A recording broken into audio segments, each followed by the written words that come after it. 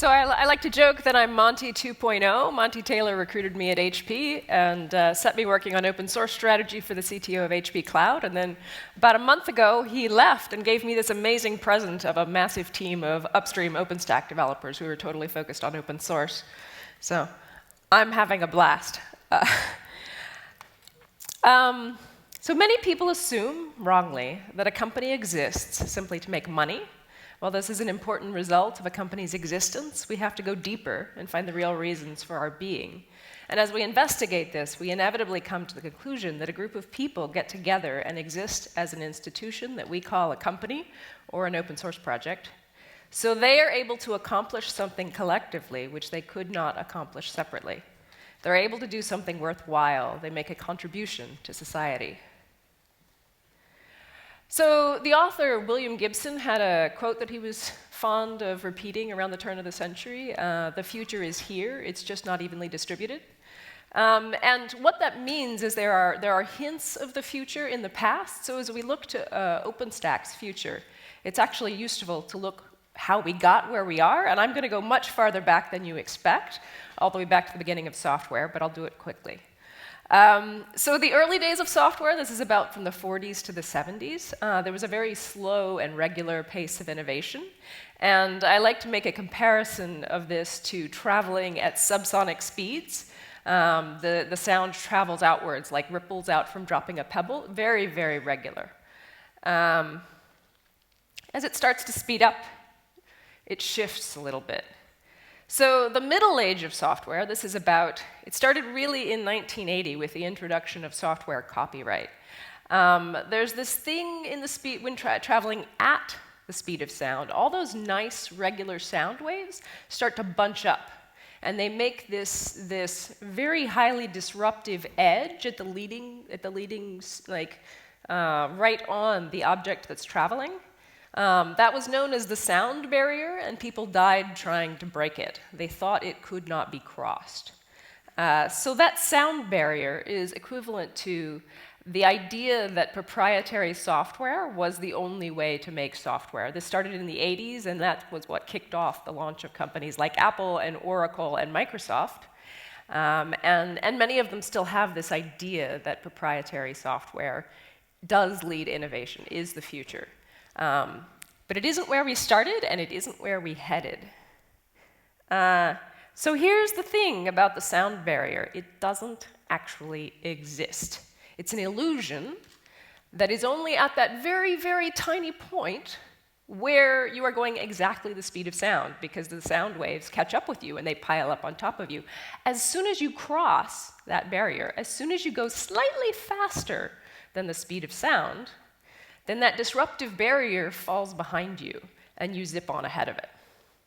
So this is what happened it actually started as early as in the 80s. The Free Software Foundation was launched, the GNU project was launched, Perl was started, and then into the early 90s, we had the Linux kernel, we had the Debian project, then we had the Red Hat project, we had Apache, we had MySQL, we had PHP.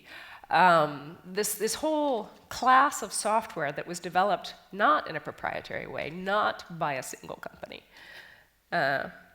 And things started to change. At first it was a little bit slow. There was proprietary software had made such a big impact when it hit that there was sort of a lingering effect. It was about 15 years. There was a lingering effect of people thinking, oh, this is the way software must be done. But it was actually only 15 years over a history of 90 years of software development. So that tells you maybe it wasn't such a massive idea as we think it might have been. From about 2000, so 2000 is when the term open source was invented. Free software had already been around for 15 years, so it actually has a much longer history than you might expect. From about 2000 to 2005, we saw people kind of beginning to get interested in the idea of open source. You saw, a tide turning from Microsoft saying, this is the end of software, it's going to destroy all our profits, there will be no future, it'll destroy the market, to people saying, oh, no, this might actually be a new way of driving innovation. This might actually be like a good thing for the software industry. We should keep an eye on this. From about 2005 to 2010, you see this big adoption cycle growing. So a 2010 survey of companies showed about 42% of them using open source. And at that point, people are like, well, we set out with this open source thing to say that we should help companies understand what free software is. So we did. They understand. So we won. Yay, we won. So then what happened, right? Well, here's the funny thing about traveling faster than the speed of sound. It gets easier as you keep going. You get farther and farther away from that disruptive, dangerous sound barrier. It keeps accelerating. So a repeat survey in 2015 shows 78% of companies using open source. About 60% of those now are contributing, but 88% expect to be contributing more in the future. And that's the way we're headed. So there's some interesting pieces to this. There's a law of economic necessity behind this. If all of your competitors are using open source, well, if you're not taking advantage of that rapid innovation, if you're not taking advantage of that completely free resource, then you're lagging behind, and for absolutely no good reason. So it's almost like you have to be using open source. So using open source is now just table stakes. That's just entry into the game, bottom level. The new competitive edge is participation in open source. And that's because if you're just consuming it, you simply kind of have to rely on whatever the open source projects are willing to give you. If you're participating, if you actually have a team of developers working in the project, you get your bugs fixed faster. You get your customers' needs heard better. And you end up helping to move the project forward faster and faster and faster. So one of the messages I have for the OpenStack community is to understand that you're not alone in the world. You are on the leading edge of a trend that has 30 years of power behind it. And in fact, even longer than that, because the original software was also open source, just so you know. So that's something that OpenStack can draw strength from. The history behind it and the overall trend in the industry that open source is the way to drive forward innovation. Open source is the way to deliver your products to your customers faster and cheaper and better. But it's also a caution because there are patterns and there are anti-patterns.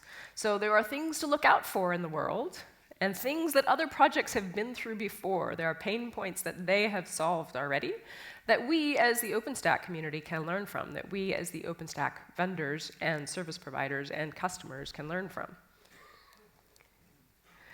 So OpenStack is really like a state-of-the-art open source cloud platform. And that's something that's in many ways, it's an example to the industry. And we have to keep in mind that open source has many, many ideas to offer, and we may not have come up with all of them. So containers is a good example. Containers didn't really exist when OpenStack started. They did, but they were not used in the same ways that they are today. And one of the advantages of opening up OpenStack as a big tent, opening up a much wider diversity of projects, is to allow that sort of evolution to happen more easily, to allow ideas that grew up outside to come in and keep OpenStack moving forward and innovating. So we need to open up the doors for evolution in OpenStack, and some of that's going to come from outside, some of that's going to come from inside. So looking towards the future of OpenStack, why are we here? So we have the developers, we have operators, we have the foundation, we have users, we have vendors, we have service providers, we have consultants, we have customers. We are all here together to accomplish something collectively that we can't do separately. The fact that OpenStack is not a single company project, it is backed by some of the largest IT companies in the world, that gives it a strength that it would not have otherwise. It provides choice. I don't know about you, but I don't want to live in a world where the future of computing is dominated by 3 companies in America. That's actually kind of scary. So, like one example here in Europe, the European Commission is very conscious of this and has last year launched an initiative that is intentionally focused on sort of raising up the diversity of service providers in Europe, and OpenStack is a key piece of this because OpenStack is open cloud. And this goes all the way back to the original launch of OpenStack at OSCON 5 years ago. I was running OSCON at the time, so I helped arrange the launch. This is the key idea of OpenStack. It is open, it is collaborative, it is for everyone. And because of that, we're able to innovate far more quickly. I mean, OpenStack started later than some of the others. It has, and it has come along. If you look at the history of its development, what's been accomplished in the past 5 years is absolutely amazing. So what's next? Well, you've heard several talks this morning talking about the fact that OpenStack is production ready. It absolutely is. HP's been running a public cloud on OpenStack for 4 years. Rackspace has been around a little longer. Nobody's been around much longer since it's only existed for 5. And what this tells everyone is that OpenStack is, we've reached this, there's like a pattern in development. We've reached this crest in the wave. We've hit that really, really hard point. And what comes next is the adoption cycle. So it's ready to start welcoming people. But like open source in 2010, that doesn't mean, we won, yay, we're production ready. That's the start. From there, you have to keep growing. So we're all here to make OpenStack better. That's what I tell my team. They say, make OpenStack better, that is our focus. But also, we're here to collectively get better at making OpenStack. And there are things that we can do to improve. So one of those areas is product management. From the beginning, OpenStack has been very focused on developers, but that led to a weird pattern of development where you'd have product management in each company kind of coming up with ideas, and they'd talk to their developers, and their developers would go to the summits and talk to each other, and there'd be some revision, and then it would kind of go back. But the product managers would never talk to each other, and the engineering managers would never talk to each other. And that leads to some kind of ineffective echo and reverberation patterns that don't work very well in collaboration when you really are collaborating across companies. Together with Sean Roberts and Rob Hirschfeld, last year I launched something called the Product Management Working Group. And the idea is to get companies actually working together directly, collaboratively at the higher level, and then they're not sending the developers all these weird conflicting signals.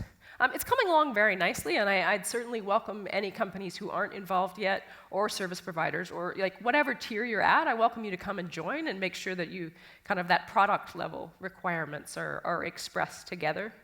There's also a number of other working groups. There's the enterprise working group, there's the telco working group, there's the operators working group. So part of that moving on through the wave of adoption, moving on to the next level for OpenStack is, so we're production ready, we've got that solid base, now we need to start filling in the specific requirements of specific domains of use for OpenStack. Because its great advantage is being diverse and targeting diverse use cases, so we need to make sure that we tick all those boxes. We need to keep an eye on the technical debt. So 5 years into a project, there's a lot of code, and it's been around for a long time, and it's been touched by a lot of people.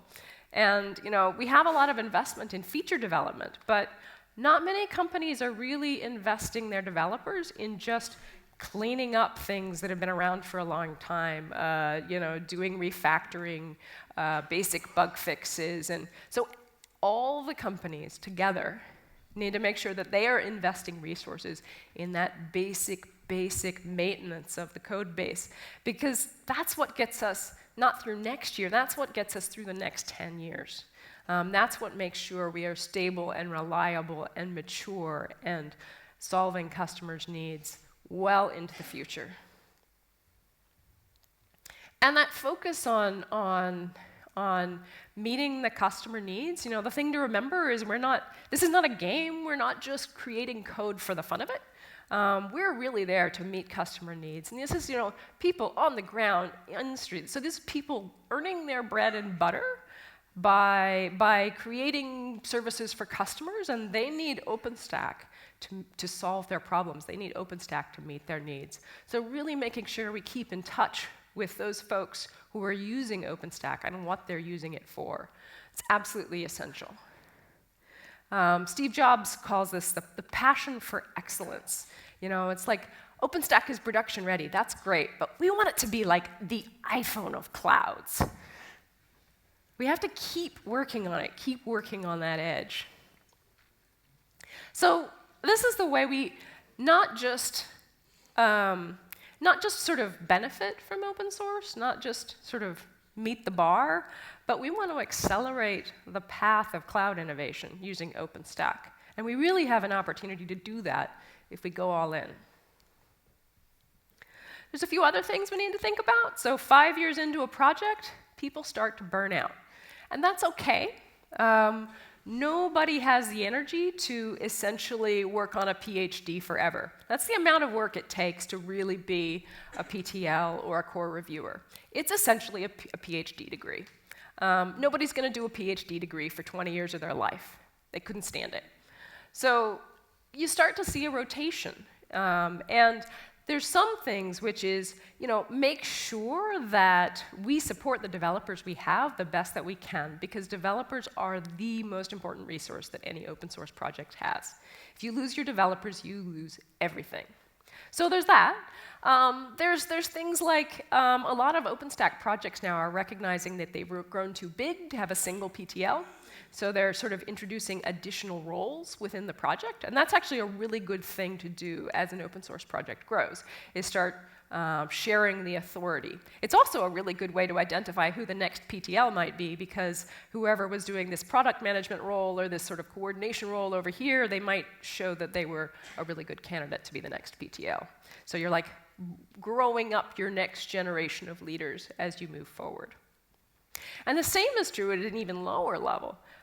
So we need to start training developers who are very, very young, because those developers who know absolutely nothing right now, 5 years from now, they're going to be the PTLs. They're going to be the core reviewers.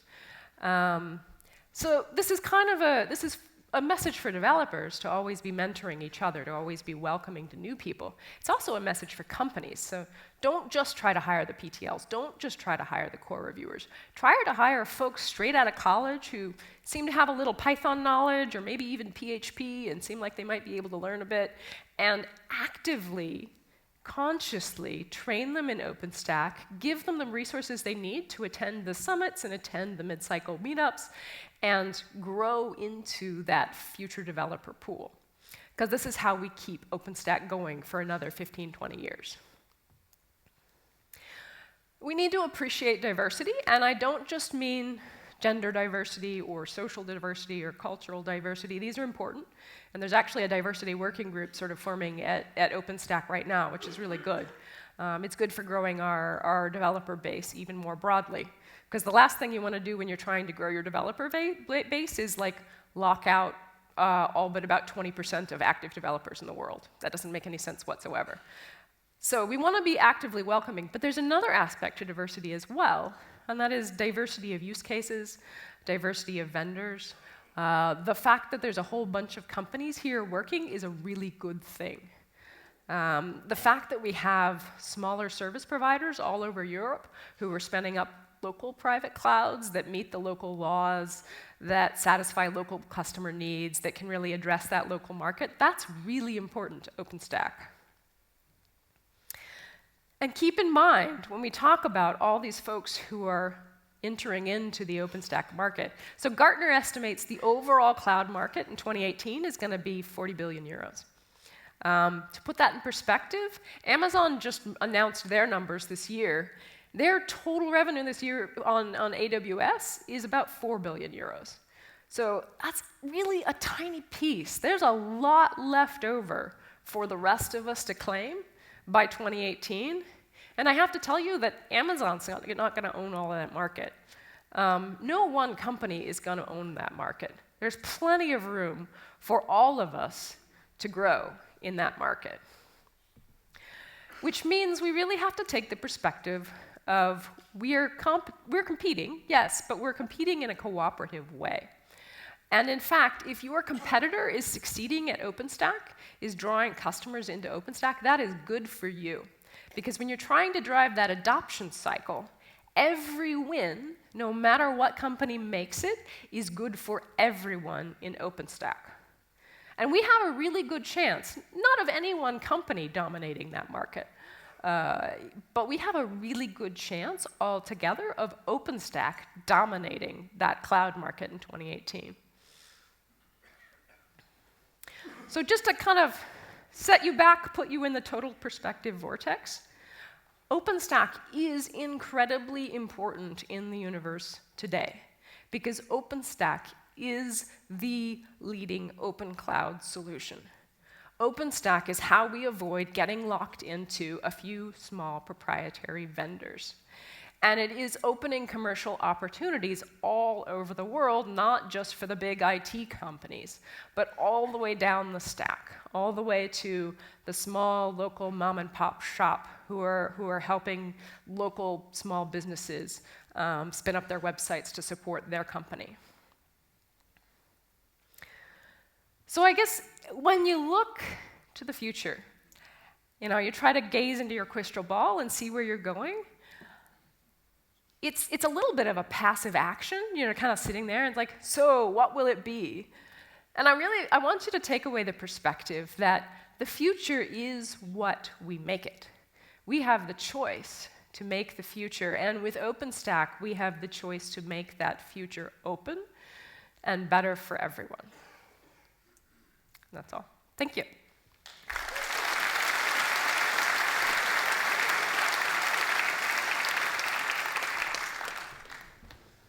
Do you have any questions for Allison? There's.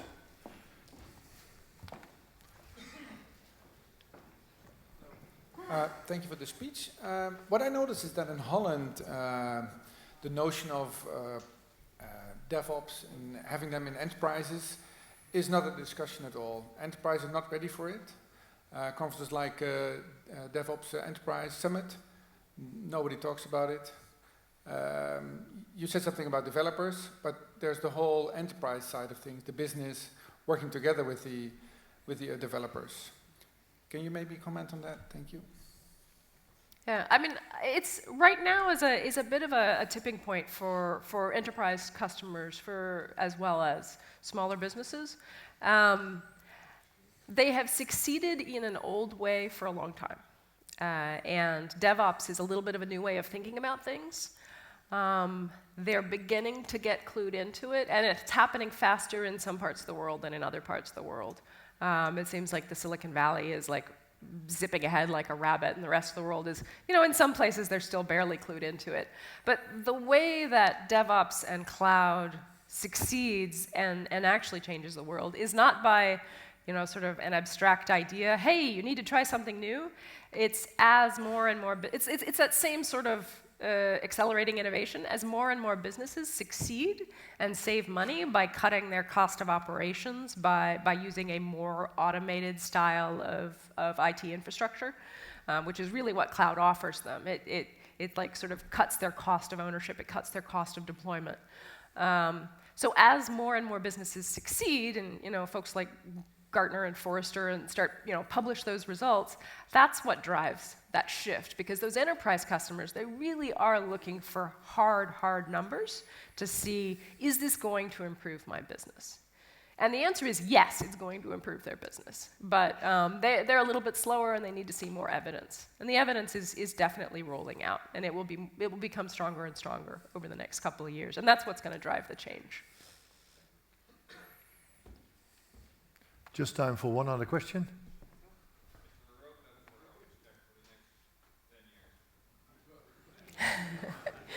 So this is actually one of the things... It was just one question, so we don't have that much time. I'll tell you where to look for it. This is what the product management working group is working on. So part of where that idea came from is what I did at HP when I started developing a roadmap for OpenStack, because I would go out and talk to all the PTLs and say, okay, what are you working on and what's coming? And then I realized it was kind of silly to have one person doing this and only inside one company. So what the product management working group is doing is they're working with all the PTLs to the PTLs all have these ideas in their heads. They know what they're thinking about 5 and 10 years out, but it's not communicated very well. So that is the product management function, is to kind of pull together those business needs and pull together those engineering plans and like shape it into a roadmap that everybody can read and understand. So they do have, if you go look for the product management working group, they do have some initial drafts up, and they're working on refining that and sort of extending that out farther into the future more clearly. So that's the place to look for it. Okay, Allison, thank you very much. And I would like to say it's very great to have an enthusiastic analyst here, and it's also a woman here on stage. So again, thank you very much. Right.